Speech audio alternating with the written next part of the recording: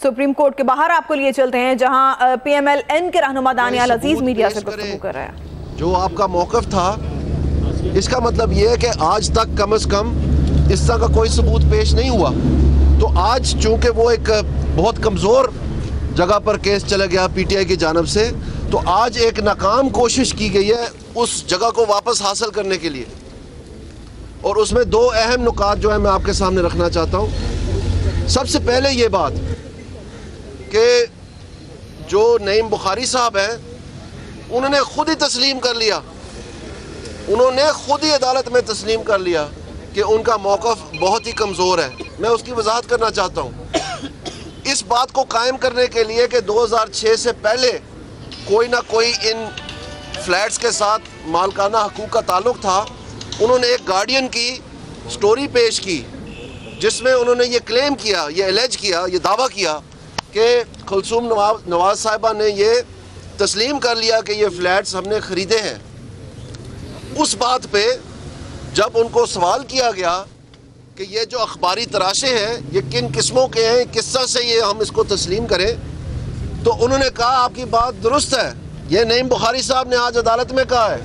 کہ آپ کی بات درست ہے، اگر میرے بارے میں جو اخبار کے تراشے ہیں وہ استعمال کیے جائے تو میرا لائسنس ہی کینسل ہو جائے. یہ خود عدالت میں مان رہے ہیں. تو وہ جو انہوں نے آج ثبوت کے طور پر پیش کیا وہ انہوں نے کہا کہ اگر یہی بات میرے بارے میں ہو یا اگر اس طرح کی بات میرے بارے میں کوئی لے کے چلے تو میرا لائسنس ہی کینسل ہو جائے. لہٰذا انہوں نے ایک بہت بڑا سوالیہ اور خود ہی اس جس کو یہ ثبوت کے طور پر پیش کر رہے تھے اس چیز کو رد کر دیا. اس کے بعد ایک اور بہت بڑا ایویڈنس ہے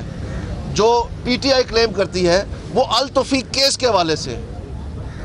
اور جب اس میں سوال جواب اور گفت و شنید کے دوران جب یہ اصرار کیا گیا کہ نعیم بخاری صاحب یہ بات بتائیں کہ کیا یہ فلیٹس جو ہیں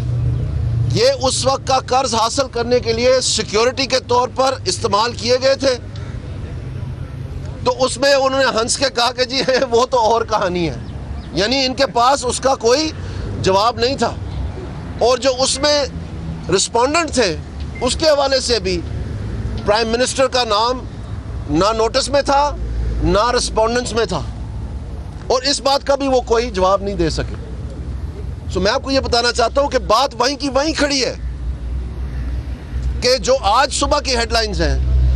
جو ان کا موقف رہا ہے عمران خان صاحب کا کہ یہ فلیٹس 2006 میں نہیں 2006 سے پہلے بل کیے تھے، اس کا سوال کل عدالت میں پوچھا گیا، آج ہیڈ لائنز لگی اور آج جو کچھ پیش کیا گیا وہ انہوں نے خود ہی تسلیم کر لیا کہ یہ مذاق ہے یا رام کہانی ہے یا اس میں کوئی جو ہے من گھڑت باتیں ساری. یہ ان کی حالت ہے اور یہ کہتے تھے کہ ثبوت ہے. آج یہاں تک بات ہوئی کہ جب ان سے پوچھا گیا کہ یہ جو ظفر علی شاہ کیس کے حوالے سے آپ بات کر رہے ہیں یہی آپ پیش کر دیتے ہیں تو وہ مانے یہ بات کہ یہ بھی ثبوت ہمارے پاس حاصل نہیں ہے، ہم پتہ کرتے ہیں اگر مل جائے تو ہم آپ کو پیش کر دیتے ہیں. یہ نعیم بخاری صاحب کی بات. میں آپ کو یہ کہنا چاہتا ہوں کہ دن بدن ہیرنگ در ہیرنگ یہ بات ثابت ہوتی جا رہی ہے کہ جو موقف حکومتی پی ایم ایل این کی لیڈرشپ کا تھا وہ درست ثابت ہو رہا ہے اور بار بار یہ ظاہر ہو رہا ہے. کل کی عمران خان کی سٹیٹمنٹ میں یہ ظاہر ہو گیا کہ جی ہمارا تو صرف کام ہے الزام لگانا. تو انہوں نے تسلیم کر لیا جو ہم ان کو الزام خان اور کلا بازی خان کہتے ہیں، انہوں نے خود ہی عدالت میں کہہ دیا کہ جناب ہمارا کام تو الزام لگانا، ہمارے پاس کوئی ثبوت نہیں ہے. اور میں نے کل ایک ریکویسٹ کی تھی میڈیا ہاؤسز سے تاکہ عوام کو ان کا اصل چہرہ دکھایا جا سکے کہ وہ جو کلپس ہیں جس میں رائیونڈ میں جا کے انہوں نے تھیٹر لگایا، پوری سکرین لگائی اور بار بار ویڈیوز چلا کے بتایا اور یہ کہا کہ یہ الزام نہیں یہ ثبوت ہے. یہ کہتے تھے یہ رنگے ہاتھ پکڑے گئے ہیں، یہی عمران خان. جبکہ ہم بار بار یہ موقف لیتے تھے کہ یہ آئی سی آئی جے کی ویب سائٹ پہ لکھا ہوا ہے کہ نہ کوئی ان لوگوں کے بارے میں جو بھی اس میں نام ہے نہ کوئی قانون توڑا ہے نہ ہی کوئی غلط کاری کی ہے. یہ لیگل سیکشن آئی سی آئی جے کی ویب سائٹ پہ لکھا ہوا ہے. ادھر یہ لوگوں کو بیوقوف بنانے میں اپنا سیاسی مقصد حاصل کرنے کے لیے یہ کہتے رہے کہ جناب یہ ثبوت ہے،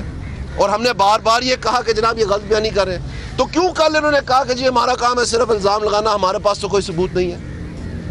اور اب اسی طرح آ کے ان کے جو اسپوکس پرسنز ہیں وہ بار بار کوئی مین میخ نکالنے کی کوشش کر رہے ہیں, کوئی لفظ توڑ مروڑ کے جوڑ کے کوشش کر رہے ہیں کہ عوام کو مزید بیوقوف بناتے چلے جائیں. جبکہ حقیقت یہ ہے کہ جب ان کو پوچھا جاتا ہے کہ جی آپ واضح کوئی ثبوت دیں تو کہتے ہیں ہمارا کام ہے الزام لگانا. دوسری جانب جو یہ کرپشن کی ایک بہت بڑا اپنی طرف سے علم بردار بنے ہوئے ہیں خاتمے کے لیے, اگر آپ کے پی میں دیکھیں تو وہاں پر جو اینٹی کرپشن کمیشن انہوں نے بنایا اس میں جنرل حامد کو انہوں نے فارغ کر دیا, اور جو معیار بنایا قانون کو تبدیل کر کے کہ 120 دن سے بعد اگر کوئی کیس کی انویسٹیگیشن چلے تو تسلیم کیا جائے گا کہ جو اس میں نامزد ہیں وہ انوسنٹ ہیں, یعنی بے گناہ ہیں.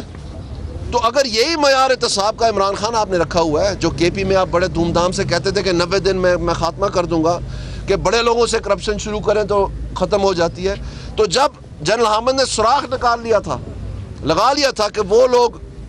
جو بڑے نام ہیں جو کرپٹ ہیں ان کے اوپر کارروائی کرنے کی تیاری کر رہا تھا, تو آپ نے اس کو فارغ کر دیا. تو اگر وہی معیار جو ہے 120 دن کا ہم نیب آرڈیننس میں فرض کریں ترمیم کر دیں, تو کیا یہ ہزاروں کی تعداد میں جو کرپشن کے کیس ایک فارغ نہیں ہو جائیں گے؟ یہ بالکل فارغ ہو جائے گا, کیونکہ تمام کی جو ہے 120 دن کے زیادہ کی میعاد ہے انویسٹیگیشن. یہ تو ان کا اصل چہرہ ہے, یہ جھوٹ فریب کلا بازیاں یو ٹرن کے ماسٹر, یہ عوام کو اور پہچانے یہ کہا, یہ پہلی دفعہ نہیں ہے کہ یہ بات ہو رہی ہے. اور جہاں تک انہوں نے یہ کہا کہ مختلف انٹرویوز کے سلسلے میں جو بیانات میں تضاد ہے, آج ثابت ہوا کہ جو من گھڑت ٹوٹے میں وہ لفظ پڑھنا چاہ رہے تھے, جب نے کہا گیا کہ آپ مزید آگے پڑھیں تو وہ بات ثابت ہوگی کہ جس طرح یہ جوڑنے کی کوشش کر رہے تھے کہانی, وہ کہانی نہیں بلکہ چیلنج کیا گیا. 1999 میں بھی